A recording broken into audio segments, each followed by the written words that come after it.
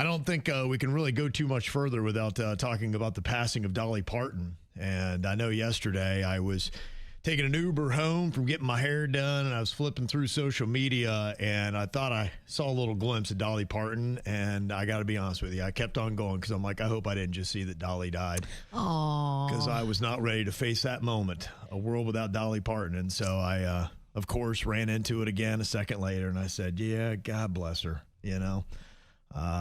It was a little unexpected just because I know she's had some health struggles and she wasn't able to do a lot of her personal appearances that she'd wanted to do recently. And she talked a little bit about some issues that she had. Vertigo, it sounded like, was part of the issue, but then she had some digestive problems and some things like that. Dizziness. Yeah. And but we didn't know it was cancer. No, yeah, she didn't talk about that.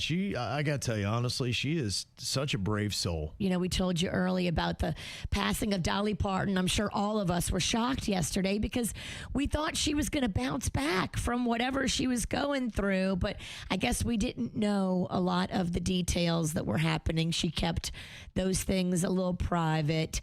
She was admitted to the Vanderbilt University Medical Center in Nashville early this past Friday morning, and then she passed away yesterday, and they said it was a brief battle with cancer, and that, you know, she gave a lot of money to that Vanderbilt Ingram University Medical Center, and she really believed in medical research and generosity and philanthropy and did beautiful work with her Imagination Library. And, you know, everybody in her family yesterday was saying that that's what they want her to be remembered for, her unconditional love for others and the lasting impact she left behind. Sad stuff. Dolly Parton, dead at the age of 80. Here is the message that her family issued yesterday in the video. This video announcement is something Dolly asked of me years ago before I fully absorbed it as a future reality. It is an honor that is mixed with absolute pride and great sadness. But sadness lies with us, not with Dolly. Dolly has lived in the light and is in the arms of Jesus, surely met by Carl, her parents, and countless others who have watched her and longed for her to meet them in the heavens. She has always been on your television, your record player, your CD, and on your phone playlist, becoming an extended part of your family. Our family and the team she has entrusted with her legacy will work diligently to ensure her spirit will live with us forever. May God bless Dolly Parton, and may God bless you all. She will always love you. And, you know, a lot of people don't even realize how long she had been a star. She was just a little kid when out of Sevierville, Tennessee, she got on the radio and started doing big stuff. Here's our youngest singing sensation here, little Dolly Parton. Dolly.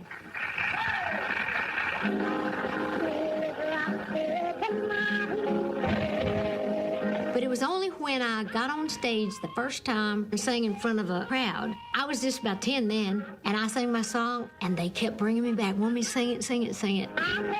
That was the moment that I realized that was what I was going to do for the rest of my life.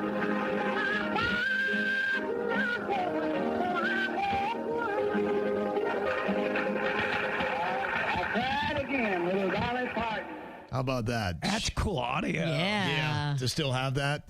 When you look at the life of Dolly Parton, that to me is really just what's amazing. I mean, aside from everything she did with her professional life, you know, I mean, this woman, it's unbelievable what she did. Thousands of songs.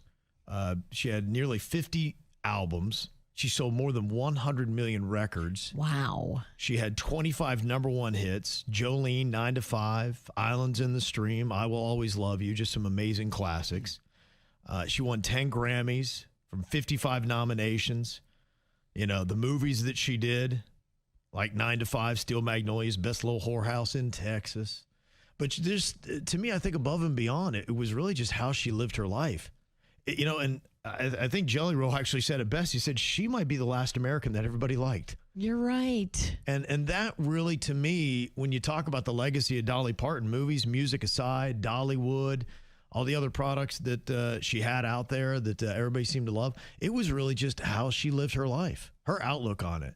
And to me, what I thought was just amazing, you know, she had her Christian faith and she just lived it. She didn't preach it. She didn't condemn anybody with it. She just had that kind of light that really is exactly what everybody of our faith is supposed to be doing. And aside from Jesus, I don't know anybody lived it better than Dolly Parton did. I got to tell you, because who didn't like Dolly? Jesus is like, good job, girl. You know, and honestly, that's the one thing for every Christian. If you believe you get to heaven, you just want God to look at you and be like, good job, man. Give you a high five. Be like, you know what? You did a pretty good job out there. You did your best, and man, Dolly did better than her best. Yeah. I'm afraid that, like, when I go to heaven, like, God's going to be shaking his head. Be like, man, you just got in by the skin of your teeth. Kevin, we got to go over a few things. Yeah. Your judgment part, you might tell everybody to go take 5 because it's going to take a minute. I'm going to let you and Jay Bird in, but I want to talk about a few things first. Right. Dolly's just coming right in. Can you imagine what Dollywood in heaven looks like right now? And by the way, she underrated guitar player. Yes. She was a picker. She could pick that thing. She played, I think it's like 4 or 5 different instruments, piano and guitar and, fiddle, all those kind of stuff that she did. Everything was a mountain instrument she had. And, for me, it kind of hit close to home because there are a lot of similarities with her family and mine. She was, I think, the 4th oldest of 14 kids. My goodness. They lived in like a 1-room cabin up in Sevierville, Tennessee. And my family reunion every year was in them hills because my grandmother, she came from a family of 11, not too far away from there, in a town called Bulls Gap, Tennessee. And so there were a lot of similarities between, Dolly's family and my family that I could relate to, being very dirt poor and, people of the faith and not having a whole lot, and then, getting to where she did, but never forgetting her hometown. She spent a lot of time, in those hills and really gave back to her community, and just everything she did was just amazing. She put Dollywood there. She did. That thing is amazing. Yeah. I'm telling you, better than Disney. Yeah. I had a way better experience at Dollywood than I ever had at Disney. Yeah.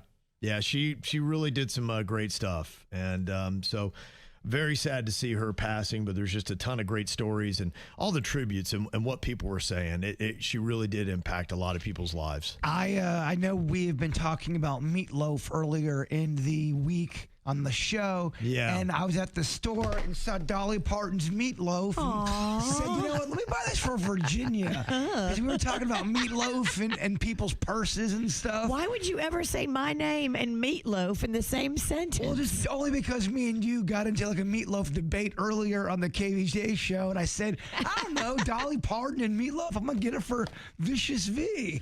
I like the Dolly part. You can keep the meatloaf part. She had a bunch of food products. I bought a lot of them. Yeah. I bet you did. I did. She gave the world a lot of things, including meatloaf.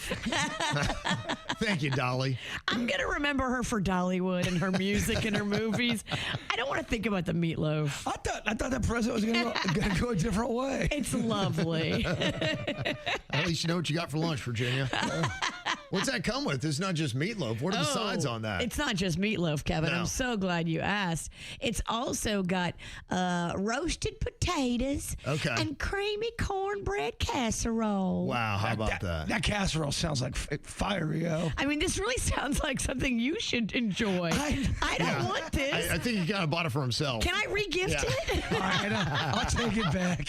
I want you to enjoy it. You should eat it and make a video. Yeah. Okay. And let us know how Dolly did. Listen to some Dolly while you're doing it. Aw. There you go. Well, if you're getting up this morning and you're having breakfast or whatever, a little tribute to Dolly Parton.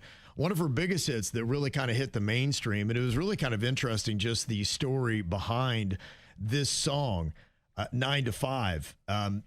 It was something that she wrote. Jay Bird always talks about how she was just, filing her nails, and it kind of created a little bit of a beat, a tempo and yeah, a beat and whatnot. And so that, it was kind of really how she got it. Yeah, I think she had a salon or something, and the way the nails were being filed produced some kind of a beat, a musical rhythm. Yeah, that gave her the melody of 9 to 5. That's which is amazing. Pretty insane. Yeah.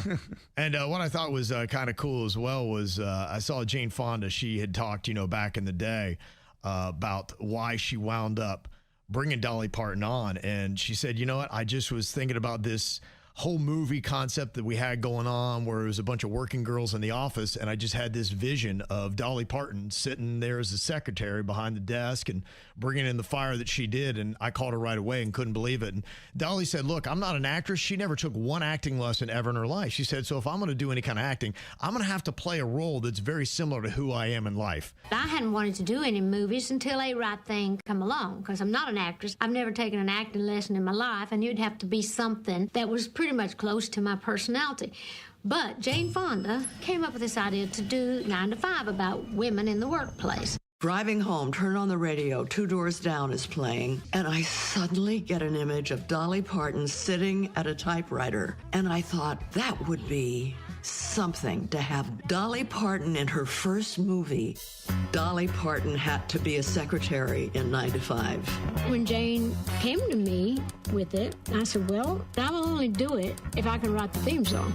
Working 9 to 5, what a way to make a living, barely getting by. It's all taking and no giving. They just use your mind and they never give you credit.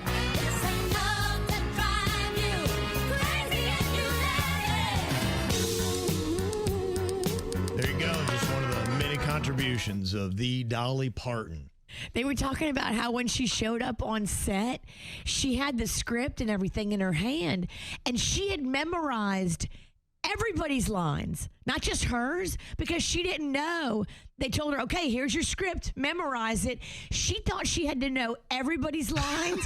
So when she showed up on set, she knew everybody's lines, not just her, because nobody told her, oh, you only have to memorize yours. Isn't that adorable? It's adorable, but it just goes to show you what a workhorse she was. Yeah. She really was. She poured her heart and soul into everything. And like I said, if you just study the life of Dolly Parton, she just seemed to do everything right. What a great example she was. Can you say gone too soon at 80? Because I know she had a lot more left in the tank, and she wanted to do a lot more. I feel like gone too soon at 80. That's the only thing I really you can do. say. Yeah. Man, up until a couple months ago, she was still making videos. She was. Yeah, just did so much stuff. And I love this. President Trump is ordering American flags in the nation to be flown half staff for 1 week. I love it. Yeah, in honor of Dolly Parton. She went on to have 25 #1 hits with Jolene, 9 to 5, Islands in the Stream, I Will Always Love You, some bangers that we knew as kids that maybe kids today don't know. Working 9 to 5, what a way to make a living, barely getting by. It's all taking and no giving. Baby, sweet love, she made my coat of many colors that I was so proud of. Jolene, Jolene, Jolene, Jolene. I will always, always love you. I will love. Yeah, just amazing. And the stories that she has on that song may be one of her biggest hits. And Elvis back in the day had said, hey, I want to perform that song. And she's like, oh my gosh, she loved Elvis, the king, of course, in that era. And he said, but I'm going to need 50% of the publishing rights. And she hung up the phone, cried all night long, and the next day told him, sorry, you can't have it. And Dang. she wound up making all that money because of it. And she was saying that later on she had heard that as the king and Priscilla were leaving the courthouse when they got their divorce, he turned to her and he sang that song to her, I Will Always Love You. Wow. Yeah. And it was really cool because she even talked about the first time she heard it on the radio when Whitney Houston was performing it.